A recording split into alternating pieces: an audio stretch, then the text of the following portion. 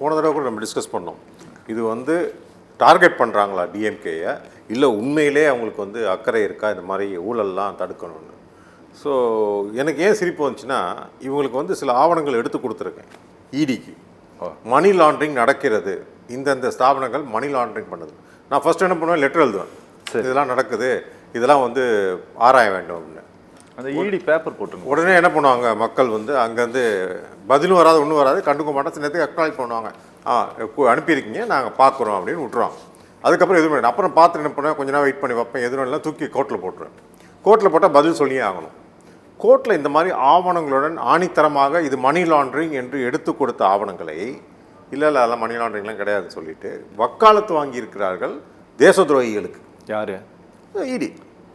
இடியும் சரி, மத்திய அரசில் ஹோம் மினிஸ்ட்ரி வக்காலத்து வாங்கியிருக்கு. உங்கள் வழக்கில் அவர்கள் எல்லாம் எதிர்மனுதாரர்களா? இந்த வழக்கு விடுங்க, இது வந்து டாஸ்மாக் ரிலேட்டட், இது வந்து நம்ம டாஸ்மாக் பற்றி.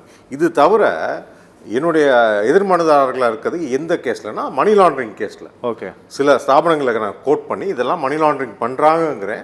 இல்லை அவங்கெல்லாம் ஹோலியதன் தவ், அவர்களெல்லாம் என்னது புனிதமானவர்கள் அப்படின்னு சொல்லி கிட்டத்தட்ட கோர்ட்டில் வந்து அந்த கேஸையே ஒழிச்சிட்டாங்க.